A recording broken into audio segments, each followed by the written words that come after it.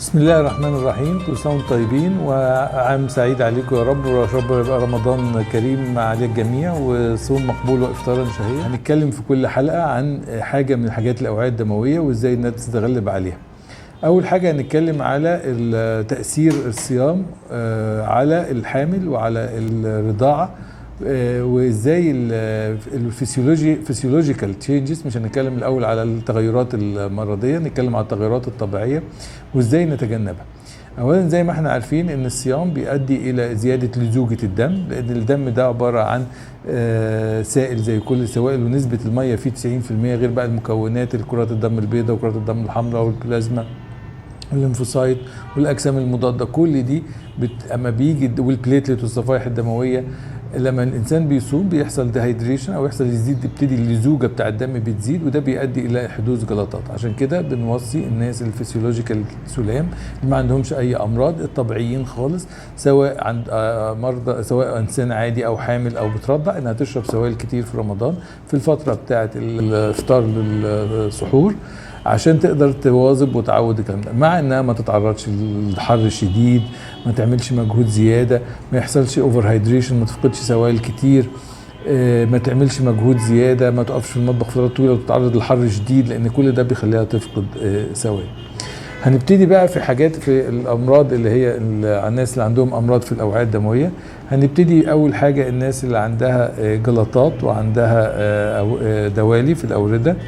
الناس اللي عندها جلطات في الأوردة العميقة دي احنا بننصحهم بعدم الصيام نهائي، لأن الصيام بيؤدي إلى زيادة الجلطات. حتى اللي كان عندهم جلطات قديمة وتعافوا وحصل شفاء تام من الجلطة، بنسميهم ما بعد جلطة بالأوعية أو قصور بالأوعية الدموية، فدول بيبقوا عرضة إن يجي لهم جلطات بدون صيام 30% أكتر من الإنسان الطبيعي. عشان دول كده بننصحهم بعدم الصيام، ودي رخصة ربنا مديها لهم، ويقدروا يعوضوا أو يدفعوا فدية، وكل واحد حسب ظروفه، وإن شاء الله ربنا يتقبل من الجميع. الحاجة التانية، ايه سبب ان احنا بنقول لهم لازم الكلام ده؟ ده الناس اللي عندها جلطات. طب الناس اللي كان عندها جلطات وخفت، بيحصل 3 تغيرات رئيسية.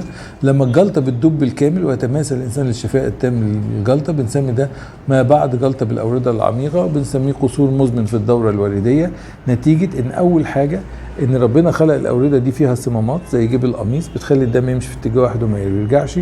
أما بيحصل جلطات الصمام دي بتبوظ. نمرة 2، ان الدايمتر بتاع الوريد الرئيسي بيتحول من ان هو مثلا 4 مللي ل 2 مللي او 3 مللي، بيحصل له ضيق نتيجه ترسب اثار الجلطه على الوريد. نمره 3، ان البطانه والخلايا اللي مبطنه للاورده، بدل ما هي ناعمه زي السيراميك والدم بيتزحلق عليها، سوري في التشبيه، دي بتبقى خلايا اسمها الانتما، ودي خلايا اندوثيليال سيلز، بتبقى خشنه وبتبقى فيها رفنس وبتصلب. فبالتالي ال3 حاجات دول بيخلي الانسان معرض ل 30% انه يحصل له جلطه عن الانسان الطبيعي.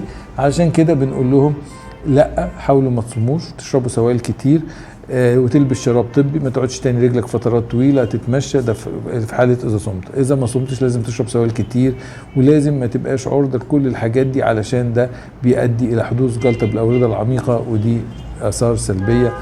كل سنه وانتم طيبين، والسلام عليكم ورحمه الله وبركاته.